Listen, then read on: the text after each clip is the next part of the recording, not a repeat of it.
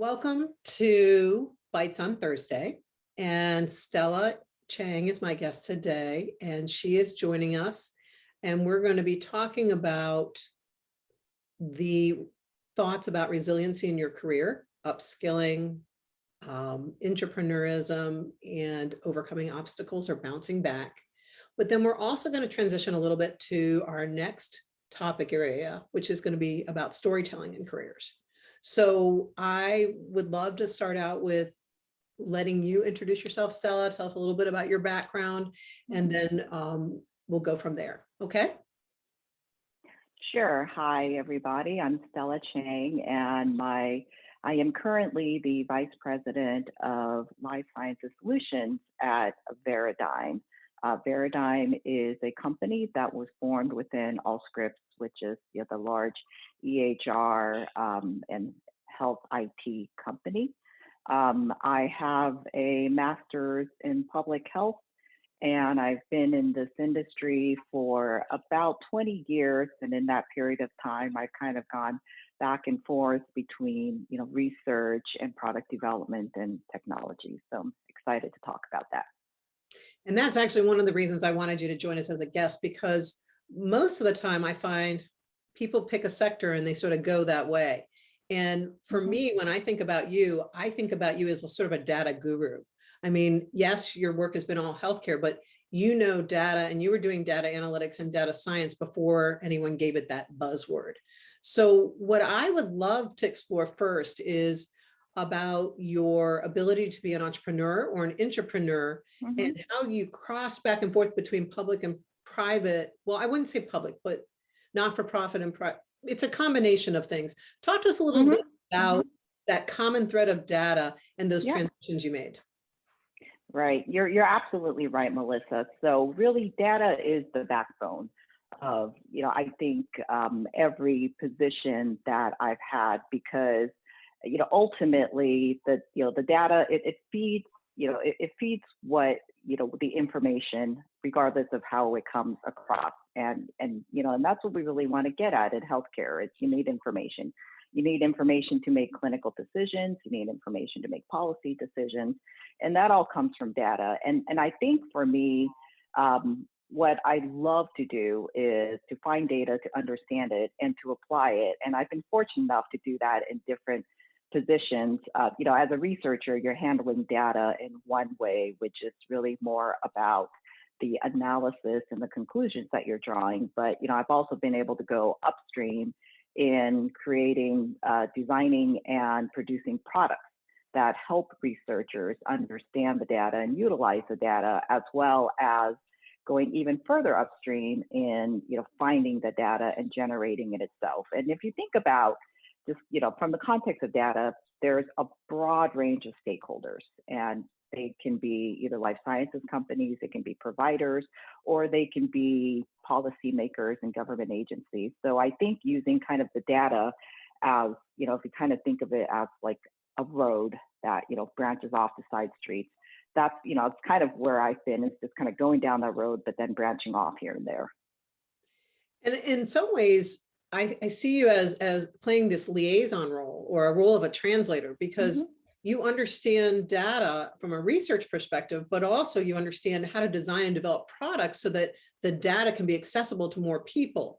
And even thinking further, how does it shape policy? Because the reality is that we don't want to just study things for the sake of it. I mean, definitely people do that. They publish papers, whatever, but your job has been very applied. And so I wondered, can you talk a little bit about the creative part of it? When do you know that you've got something new? So, I think we should start with just the area of data that I've worked in, because, data is very, very broad. And, where I focus my career is in real world data. So, basically that's not data that's generated for the purposes of answering a specific question or addressing of, a specific research study. What I've done, whether it is at Thomson Reuters, whether it's here at Veradigm Allscripts, or even as a contractor for, CMS and ARC and other agencies, is that I I create or I facilitate the use, that's actually more correct. I facilitate the use of real world data, meaning that that is data that already exists for a particular purpose, whether it's the recording of clinical notes in an electronic health record or the submission of a claim so that a pharmacy or a hospital can get reimbursed. There's more that you can do with it. And so, in that sense, I'm kind of, recycling or repurposing. And, so you don't start from nothing, but, from that, it's really just, what excites me and what's fun is to look at that and say, okay, what kinds of questions can you also answer with this beyond its intended purpose? And, and equally important is what can't you do with that? And once you sort of, have those two boundaries, then, that's when, you can really just freely and comfortably be creative. And, and how do you then design this data so that it's accessible, it's understandable? In a lot of cases, we go across many, many sources. So you have to make sure that it's standardized.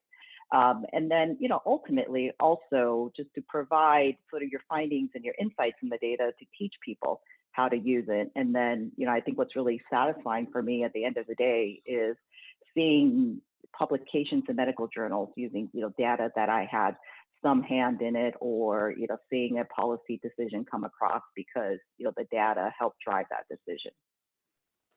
And it's interesting because we go back to, you can use data in the void, but if you understand what you can use it for and what you can't use it for, or that particular data set, it really helps guide you the process.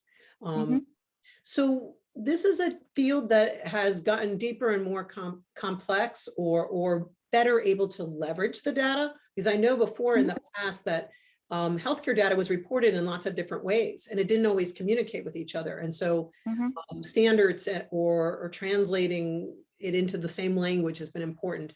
What have you done as a professional to stay abreast of this fast moving data highway, as we could call it, or something? As much as I do, I feel like it's not enough.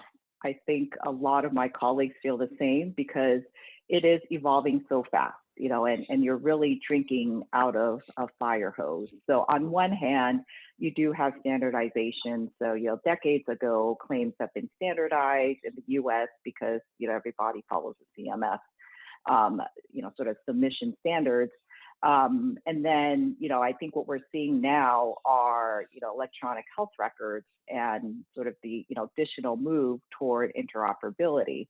But then that still has a ways to go. In addition to that, you have new feeds coming in, whether they are from, wearables or, implantable devices and, and so on and so on. So to stay abreast, that's it's hard. It's interesting. So there's always something new to learn, to read about. I think it's really a combination of understanding literature, also talking to other researchers. I think networking is really important here, talking to technologists as well. And also to, users and, sometimes even patients, because they are generating the data, and it's important to understand exactly how they are generating the data. So it's definitely something that sort of keeps you on your toes, and I feel like I'm learning constantly, and trying to keep up, but at the same time also sharing what I've learned with others, and learning from each other. I like that, being a continuous learner and using all your resources, which is your network, which I'm a firm believer in networking. I love where you started to go, which is sharing what you learn with others. Can you talk a little bit about how you keep that why, or how you keep the network alive, and how you contribute to mentoring people in that network? Sure.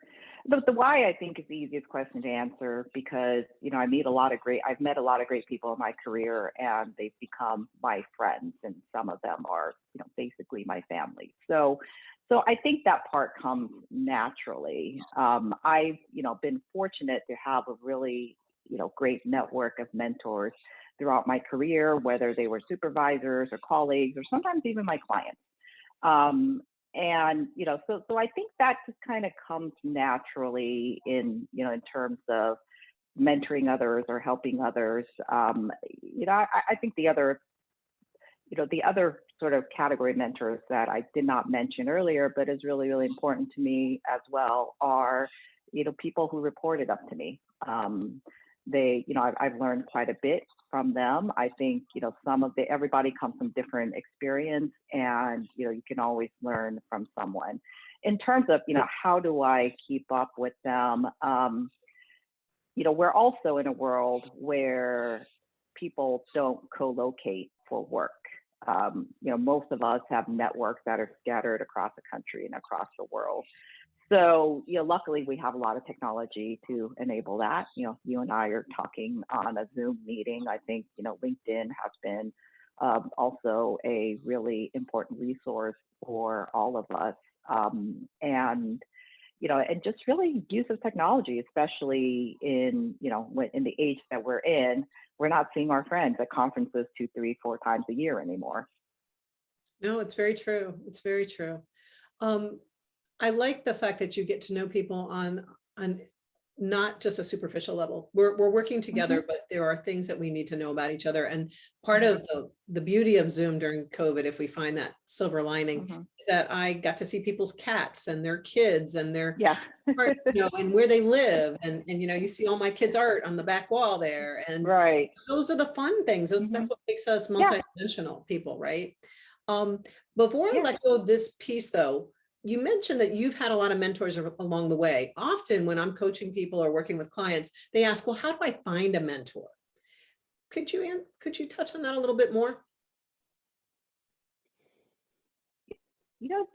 I think just ask. I think that most people are naturally inclined to want to help. I've had a couple of people approach me and ask, and it's very flattering that, someone would see me as a mentor. And I think that when I've asked other people, they've had the same reaction. So I think that sometimes it happens organically. And if it doesn't, you can always ask. Who would you target? Because asking is a good thing, but like asking the right person is also important.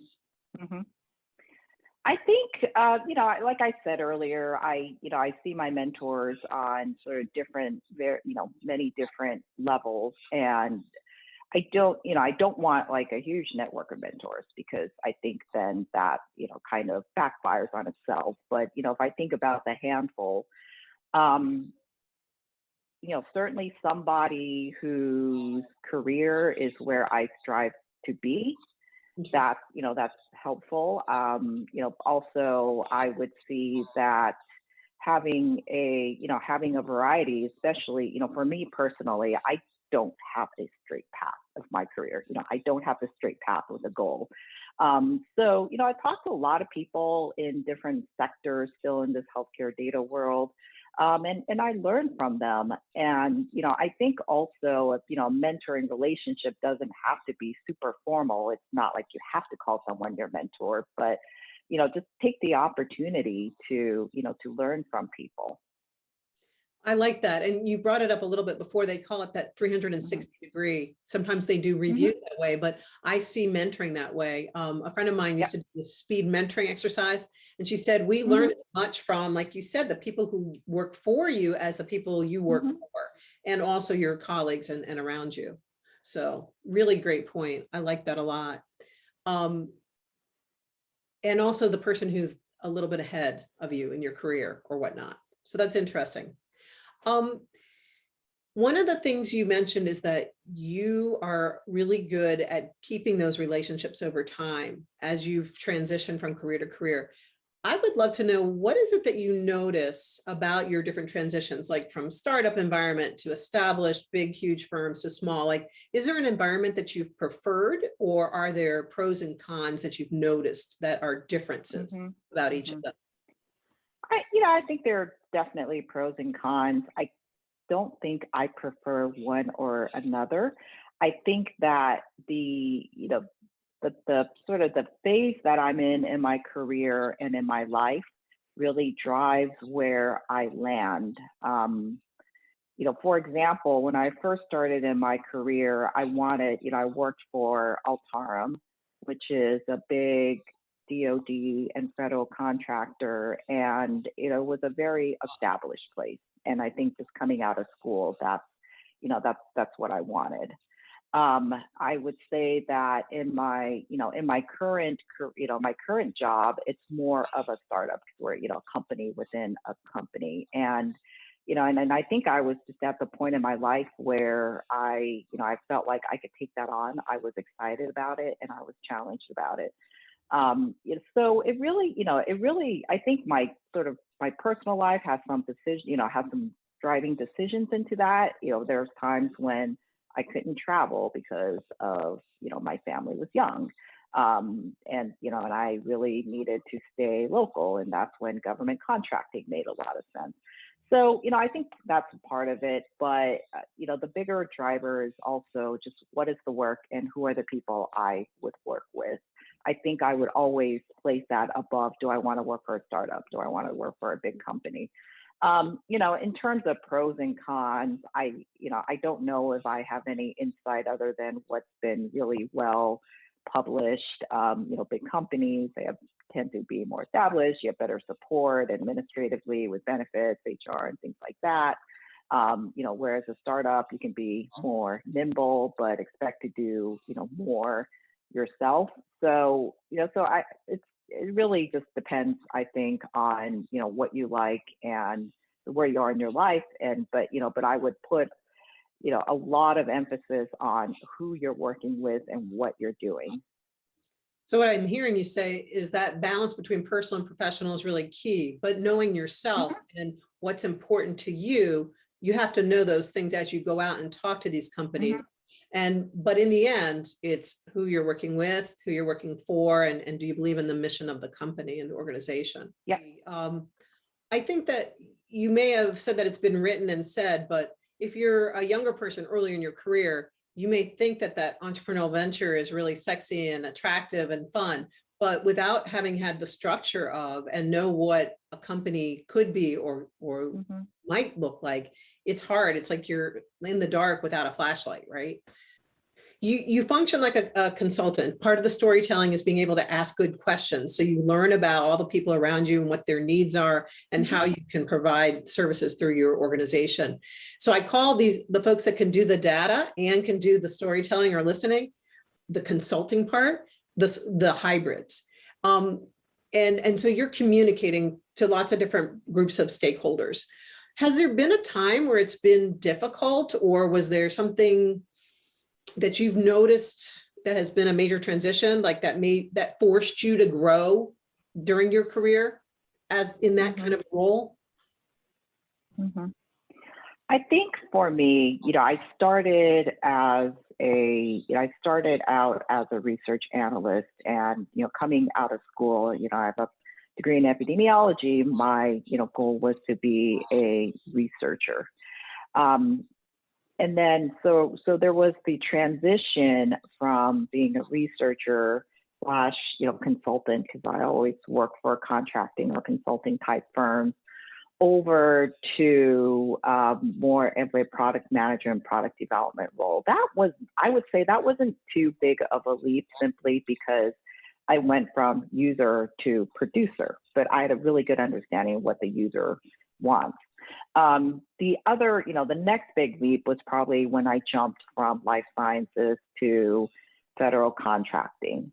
And I did that about 5-6 years ago actually, it's been more than that. I did that about 8 years ago for a couple of reasons. One was just in terms of my personal life, I needed to travel less. It was also around the time where there was a lot of investment from the federal government through ACA primarily into the HHS agencies. So, it was, those two kind of came together. But that was, I think that was a big shift from research to policy. you may be using the same types of real world data. However, you're kind of turning that into answering a different set of questions. And so what was strong and limiting in the data, when you're looking at it from a life sciences research point of view, became different. But also along with that is you kind of have to understand the context. So I think sort of moving into the government world, understanding the culture there, what are the missions, what is the drive, that was a big learning curve for me. And the way that I was able to do that and I think accomplish what I had in terms of bringing in some very large CMS contracts, as well as getting promoted into VP position was, again, going back to my mentoring network.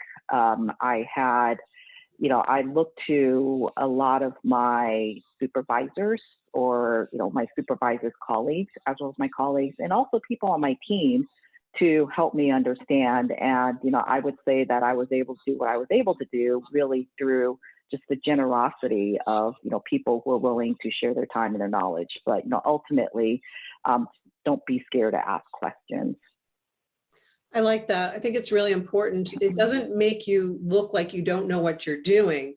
I think when we ask questions of others and we ask them to share their expertise, we're actually engaging them and showing them respect and that we appreciate their knowledge and we want to, have them share it. It's good because I think that sometimes when you're starting out in your career or even later, we're taught that we have to be fiercely independent in this country, and you have to know everything and, showing signs of weakness is bad. I've found that when we share and are vulnerable, like you said, I wanted to balance out a young family. There's nothing wrong with that. But once you open that door and you're vulnerable and sharing, that's a Brene Brown thing, it allows other people to share as well. And through those discussions or conversations, we learn from each other if we're listening, right? Yep. Yeah, and I think it's through through that experience, through those conversations that you start forging that connection in the personal relationships that I had referenced earlier when you were asking how do I sort of maintain my network, and that's it's really important because I think when you start caring about people as people, you're more motivated to help them. And I think in the workplace, when people feel that they are respected and cared about, they are more loyal and willing to go that extra mile. I mean, it makes a huge difference. Yep. I think about really just the most meaningful interactions I've ever had with colleagues. A lot of times it's not even doing something nice for me. It's doing something nice for my kid. It makes all the difference in the world. I remember every book somebody gave my kids, Yeah, it matters. It does. Well, so that's my group of questions. But what I would love to transition to as we are moving from talking about resiliency in careers and upskilling and the ability to bounce back and being an entrepreneur or creatively thinking about things forward, being able to spin that story, which means being empathetic, because you're talking about that ability to empathize with the people who work with you and your clients. What's the story for you now and going forward? What are you thinking about? Here we are. What advice would you give to young people or people transitioning their careers but using that story in your career? So the theme is really, I think, about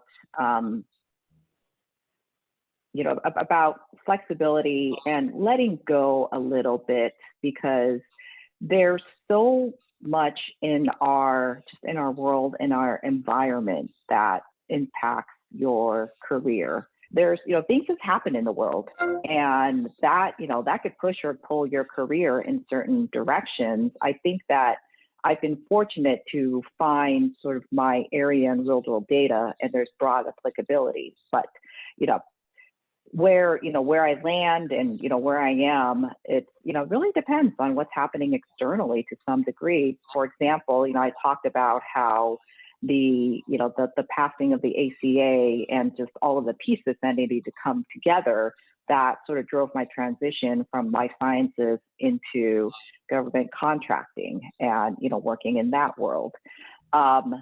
I came back to life sciences at the point, right before the COVID pandemic. And that, to me felt like it was fortuitous because now I was sitting in a place where, I could help. I was also sitting in a place where there was also a lot of opportunities and funding and really just need for data that, my company had access to.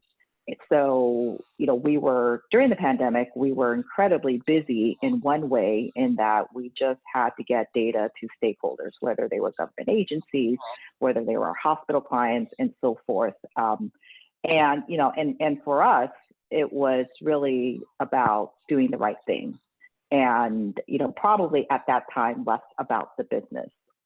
As, we're transitioning and we're in this other sort of phase in the pandemic, we're also sitting here with data that is important for vaccine manufacturers, also for stakeholders who are looking toward, well, what is the, next big epidemic that, we need to track.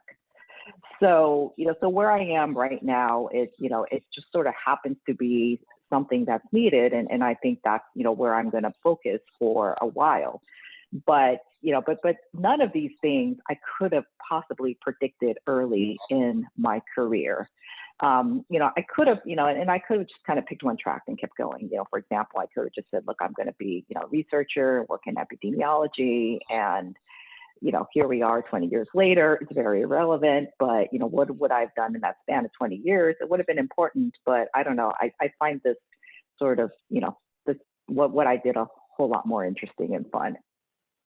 I would read the story. I think that what I heard from you is that we can so easily put our heads down and just focus and go one direct route, but that this journey of our career and our lives, it's interwoven. We cannot separate them. And our stories are intermingled with other people's stories, and we must look up, look around us, see the context, know when we need to step up and, like your company did, and share data to save lives. And that it will be more meaningful. Our careers will be more meaningful, and we will be better able to contribute to society as a whole. I think so. I mean, I think the other thing that I would, mention about me personally was that it was never a ladder for me.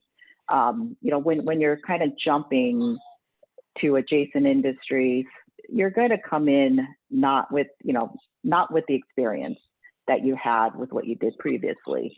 And, and I was okay with that. I mean, that's not for everybody, but, for me, it was never just kind of a straight path up. And I've turned down opportunities because I want to do something else that was of interest. I feel like I've grown, sort of horizontally and vertically. And for me, that's what I wanted. That's what, I'm comfortable with. It's really super important to recognize that the career goals, some people it's a ladder, some people it's learning and grow. It's lots of different ways. I drive a Mini Cooper, and they talk about zigzagging instead of straight lines. So some people like the zigzag and some want the straight line. And that's okay, but you need to recognize what's important to you, and those goals need to be flexible because life will happen, right? Yep. Nice. Thank you, Stella. I really appreciated talking with you today. Thank you, Melissa.